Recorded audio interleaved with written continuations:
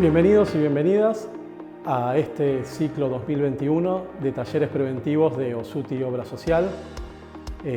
OSUTI es la obra social de los trabajadores del PAMI. Desde nuestros comienzos concebimos la prevención como una de las herramientas fundamentales en lo que es la salud,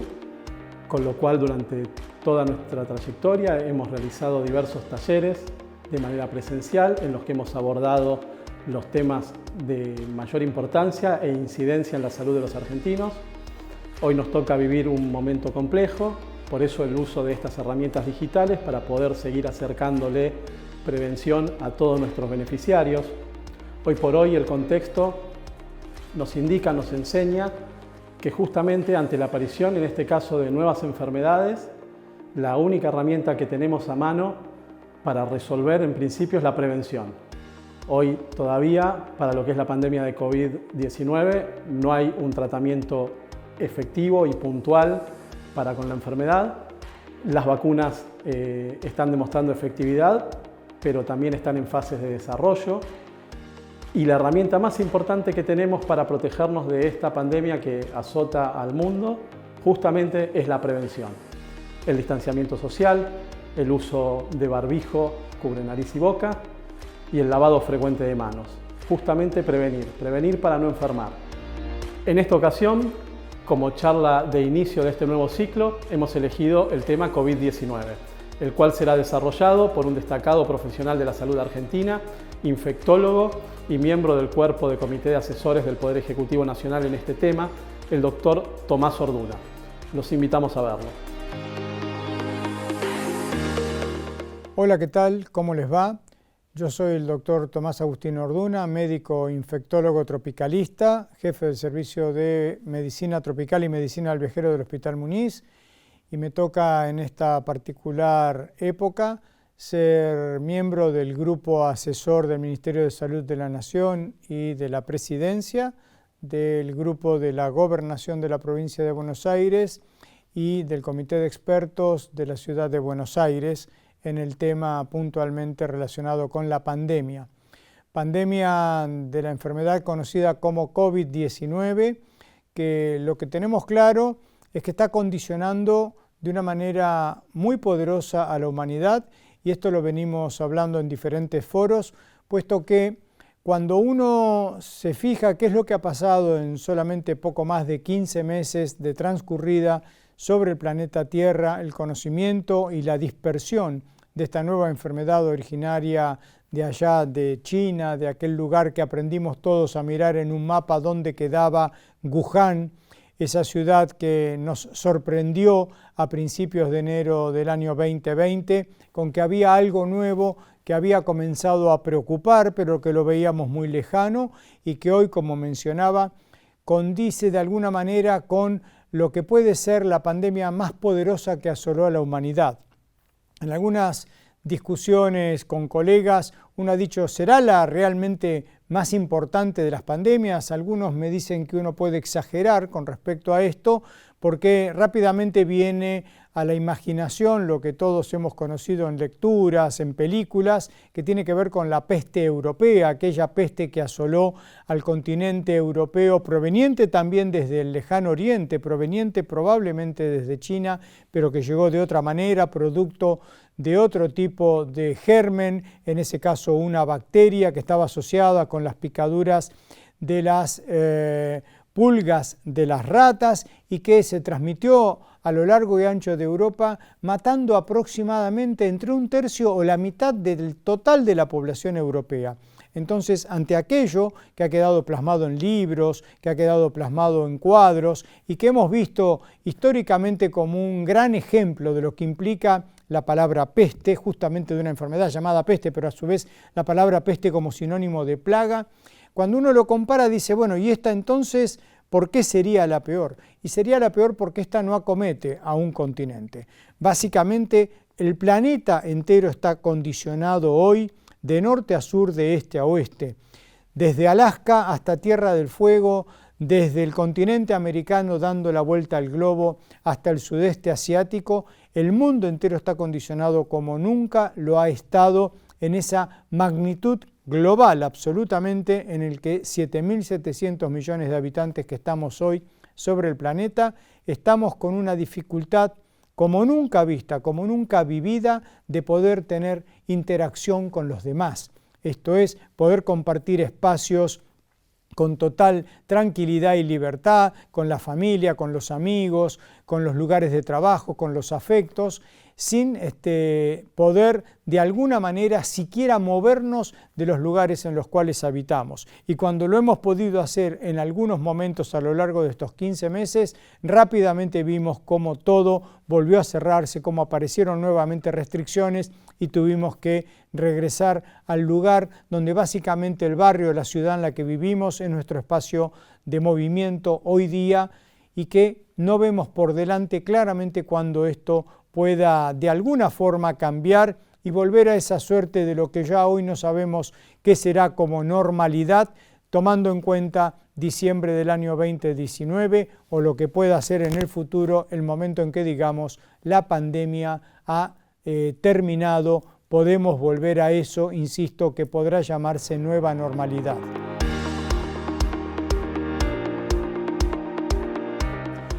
En la Argentina, habida cuenta de lo que comenzamos a conocer allá en el mes de enero, como mencioné, recordando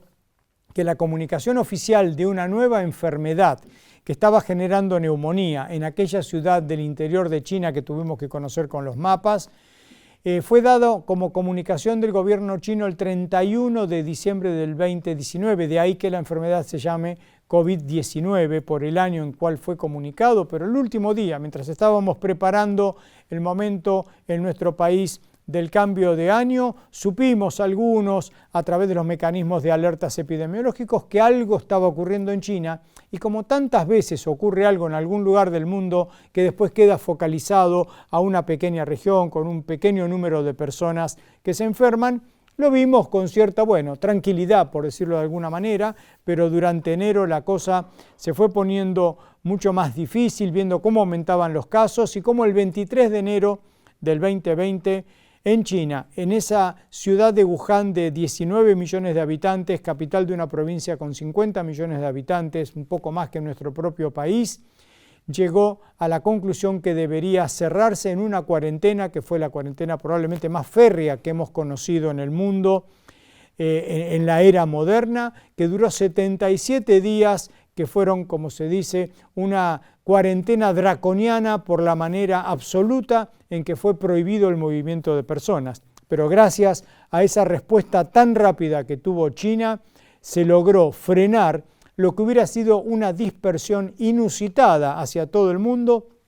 tomando en cuenta algo importante. China es un país con muchísimas conexiones con todo el resto del planeta, pero particularmente Wuhan tiene muchísimas conexiones con más de 50 países que diariamente intercambian aviones con ese lugar. Imaginemos si no hubiese habido esa cuarentena, con qué velocidad se hubiera expandido algo que hoy, insisto, ya está absolutamente por todo el planeta.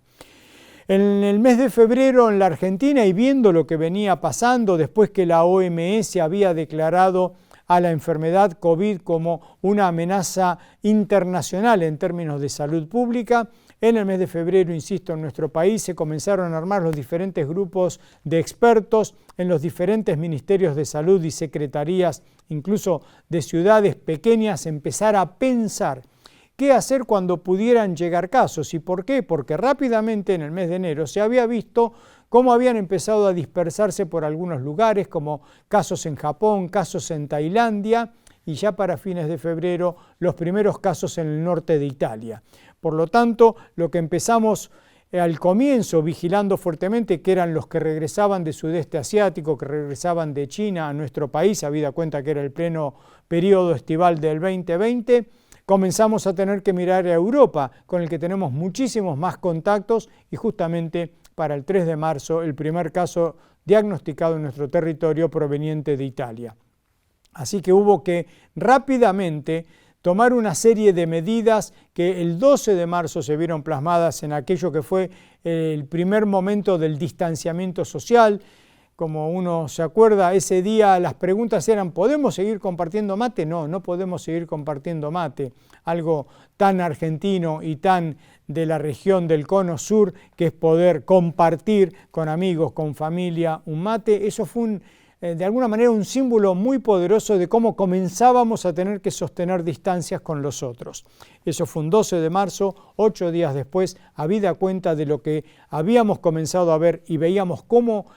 se incrementaba de manera brutal, que era en Italia y ya con los primeros casos en España también, y un reguero de casos en el resto de Europa. El día 20 de marzo, a partir de lo que fue la disposición del Poder Ejecutivo Nacional de iniciar el aislamiento social preventivo obligatorio, aquella cuarentena, como la hemos denominado, que comenzó con una férrea fase 1, después en diferentes momentos fue circulando entre una fase 1 y una fase 5 en algunas regiones, en algunas ciudades cambiantes de acuerdo a lo que iba pasando. Fue necesario tomar esa decisión, porque lo primero que había que hacer a partir de ese corte del movimiento de las personas, del contacto de las personas, donde habíamos iniciado el distanciamiento y se le agregaba esto llamado ASPO, fue poder, por un lado, evitar el ingreso masivo de personas. Recuerden que se pararon los vuelos, hubo que después a lo largo de varios meses repatriar argentinos, pero de una manera mucho más lenta, una manera que nos permitiera ir controlando a quienes volvían al país. Se prohibieron las salidas, se prohibió el ingreso por tierra. ¿Y cuál era uno de los objetivos fundamentales? De retrasar, de hacer con esa contención que no nos pasara lo que estábamos viendo durante febrero y marzo y continuó algo en abril, que eran las tragedias de Italia, las tragedias de España, que ya a esa altura, para marzo, comenzamos a ver, y fue después peor todavía, abril, mayo, en lugares como Nueva York, que fue devastada desde el punto de vista de la salud pública. Todo eso nos enseñaba rápidamente que teníamos que evitarlo. Entonces el ASPO fue algo fundamental, primero para evitar la introducción masiva y segundo para poder focalizarnos en lo que ha sido uno de los mejores logros en el manejo de la pandemia en nuestro país, que fue el de fortalecer al sistema de la salud pública argentina. Necesitábamos aumentar el número de camas, fuertemente también de camas de terapia, cada una de ellas requieren de un respirador, tomando en cuenta que esta es una enfermedad que genera neumonía grave. Un 3 a 5% de los pacientes terminan requiriendo de ir a una cama de terapia con respirador. Así que eso era fundamental en el refuerzo de lo que hacía la infraestructura sanitaria, hospitales, camas de terapia, respiradores, insumos. Recordemos que había una lucha en el mundo por conseguir barbijos, por conseguir los equipos de protección para el equipo de salud, así que eso fue una tarea importante, generando, por ejemplo, no solo a que la industria nacional colaborara, como pasó con la fabricación de respiradores de las 2 fábricas que están en Córdoba, a fábricas o pymes que se reconvirtieron para producir equipos de protección personal acá en la Argentina. Vino el tema, aparte de poder contratar y capacitar equipo de salud, desde médicos, enfermeras, kinesiólogos, bioquímicos, etcétera, etcétera, todo el equipo de salud, pudiendo pensar en cómo iba a trabajar con una enfermedad absolutamente nueva y que semana a semana nos mostraba nuevas aristas. Y a eso le agregamos algo que permitió ese ASPO, que insisto, fue de lo mejor que pudimos hacer por la precocidad en que comenzó, es que al retrasar el impacto con el que llegaba a nuestro país, nos fue permitiendo ver qué cosas eran las que había que hacer y qué cosas no.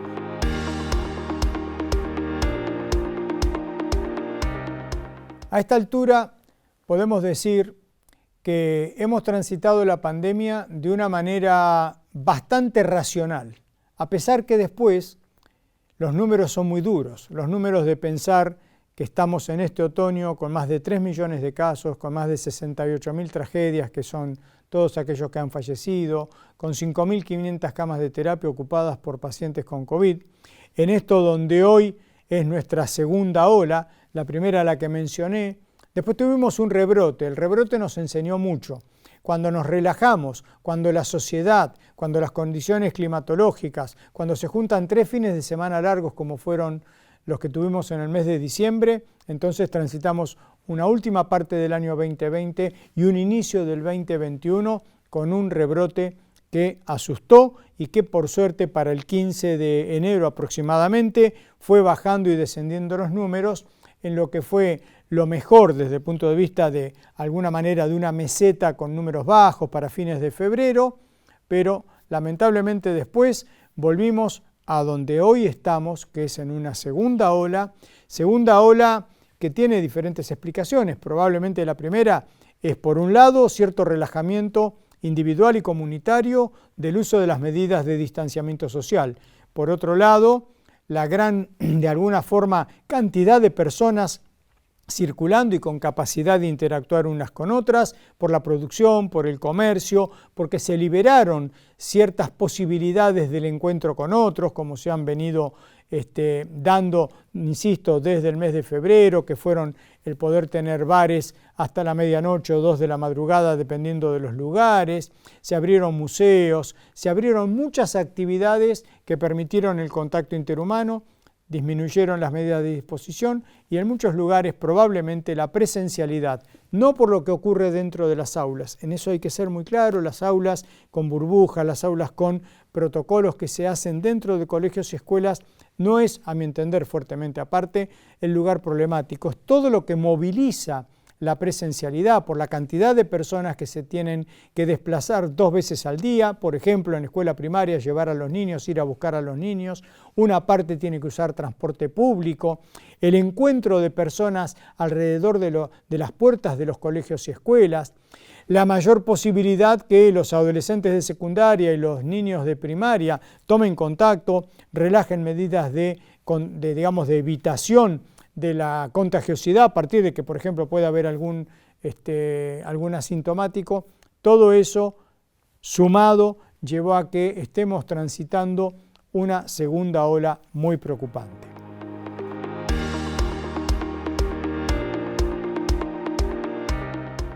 Para continuar diría que cómo estamos hoy y cómo vemos hacia adelante. Hemos logrado, a partir de una serie de restricciones tomadas por el Ejecutivo Nacional y acompañadas por las 24 provincias desde el 9 de abril, después con una corrección a partir del día 13 de abril en el sentido de hacerlas un poco más restrictivas porque los números llegaron a ser muy altos, días con 30.000, 27.000 pacientes,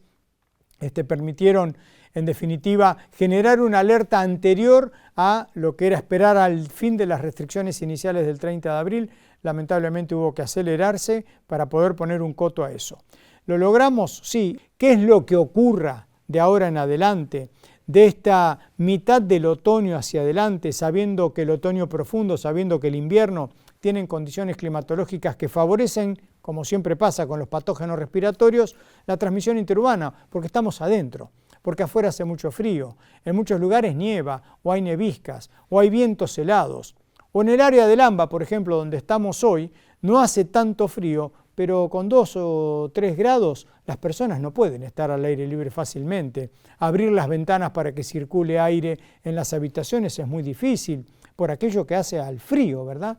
Por lo tanto, lo que ocurra de ahora en adelante, que logremos seguir bajando estos casos, que por supuesto cuando logramos bajar casos tiene que ver con bajar muertes. Por lo tanto, las restricciones tuvieron algún efecto, pero con días de 500, 600 fallecidos, siguen siendo muy altos. Lo que ocurra para poder bajar esos números en condiciones que no generen un rebrote de esta segunda ola, que probablemente vayamos a tener en el otoño profundo, en el invierno, porque las condiciones climatológicas, como mencioné, lo favorezcan, el número final de lo que ocurra gran parte tiene que ver con cada uno de nosotros, cumpliendo con el distanciamiento social, cumpliendo con las restricciones que son impuestas con una cohesión por los ministerios de salud, por las secretarías de salud, en acuerdo con los ejecutivos y sin ningún tipo de rebeldía que generen momentos libertarios que lo único que hacen es en definitiva poner en riesgo a la comunidad, poner en riesgo al otro, a los otros. Entonces, lo que ocurra para lograr bajar esos números básicamente es una actividad de cada uno y del conjunto de la comunidad. Venimos mencionando cómo ha sido de alguna manera el ida y vuelta de cuántos casos hemos tenido, de cuántas muertes lamentablemente tenemos hoy que lamentar y sobre las medidas tomadas para contener esto. Se agregó en el mundo algo que estaba pensado, que eran la posibilidad de mutaciones. Pero esas mutaciones llegaron con mucha más fuerza y mucha mayor diversidad. Y yo diría que con mayor velocidad en cuanto a lo temporal de lo que pensábamos. Este tipo de virus, que tiene algunas cuestiones particulares en lo que hace a su genoma, cuando va pasando mucho entre personas, va teniendo pequeños errores. Cuando esos errores en la duplicación son menores, no nos asustan, no cambia prácticamente el virus, sigue siendo el Wuhan originario. Pero cuando se producen mutaciones más importantes y mayor número de mutaciones en un solo virus que sale, que después va a ir hacia nuevos individuos, nuevos seres humanos y va a continuar multiplicándose, ahí lo que se generan son lo que hoy conocemos como variantes de preocupación. Las han escuchado todos. Con todo eso, estas variantes lo que han traccionado y favorecido es la velocidad de transmisión y la contagiosidad entre seres humanos. Por ahora, inicialmente, hay dudas porque no se ha podido plasmar concretamente en evidencia que sean más generadoras de daño que la variante original. Pero en definitiva, eso que sería el daño directo en la persona infectada que se enferma, ese daño, que hay una discusión con la de Gran Bretaña si genera o no más daño, independientemente de eso, que algún día lo sabremos con la academia mejor, hoy lo que sí sabemos es que a mayor cantidad de casos seguramente va a haber más daño como un efecto colateral sí o sí que va a generar pacientes graves y pacientes que van a requerir a terapia intensiva. Y pensando que lamentablemente entre 1 de 3 a 1 de 2 personas que ingresan a terapia pueden fallecer, fíjense ustedes, sobre lo que es una variante original con todo lo que ha producido, ahora tenemos variantes de rápida diseminación.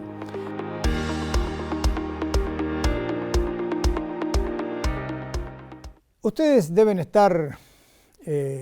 a veces un poco cansados quizás de escuchar medidas de distanciamiento social, pero ¿saben qué? Cuando me preguntan ¿qué tenemos que hacer para evitar COVID? Y básicamente es eso, aplicar a rajatabla las medidas de distanciamiento social. Cuando hablamos con doña María, hablamos con don Paco, porque me dicen, doctor, ¿cómo puedo hacer para salir? ¿Puedo salir un poco a la calle? ¿Puedo ir al almacén? Yo tengo 80 años, no me vacuné, ¿puedo moverme? Sí, claro que puede moverse. Puede moverse haciendo usted lo que tiene que hacer con distanciamiento social y exigiéndole al otro que también lo haga. Usted va a proteger al otro y el otro lo protege a usted.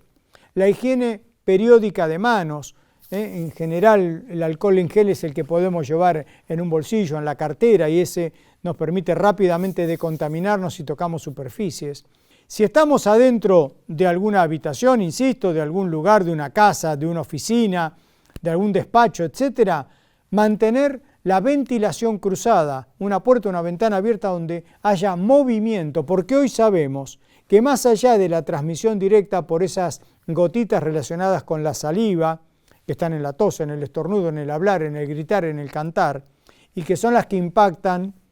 a 1,5 metros, 2 metros, por eso es lo de la distancia, también sabemos que quedan unas microgotitas suspendidas en el aire, que son las que generan lo que llamamos transmisión aérea. En un ambiente cerrado a cal y canto, donde ha habido una persona positiva, esas micropartículas que tienen virus adentro pueden estar entre 1 o 2 horas. Abro la puerta y ventana, corre aire, inmediatamente ya no están más.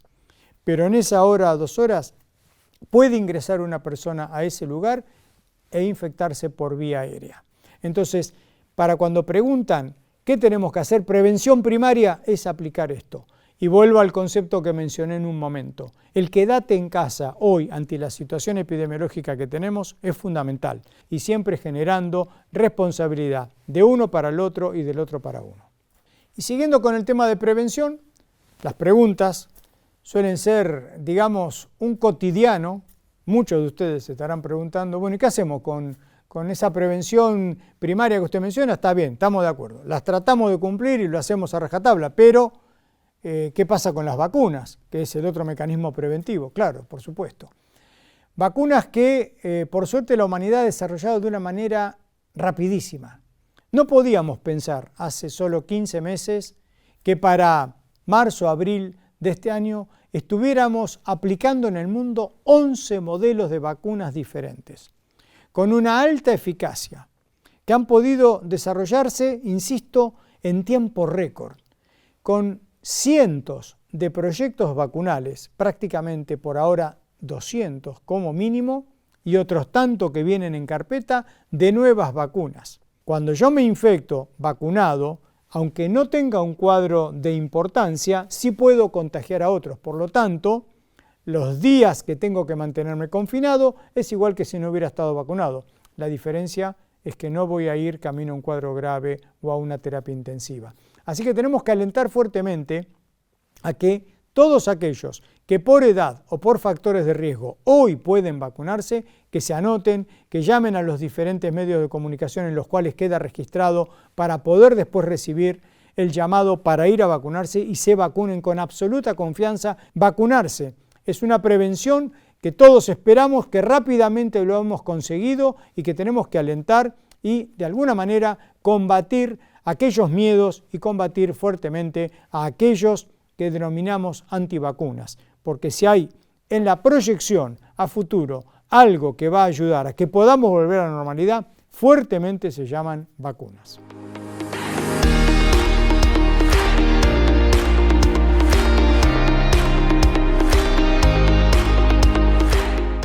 Bueno,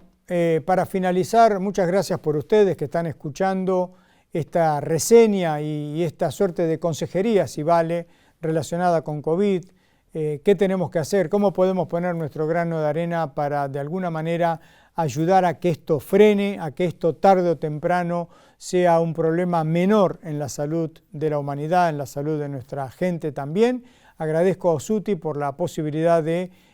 generar este contacto y bueno, quedamos siempre a disposición en la salud pública, que creo que ha dado muestras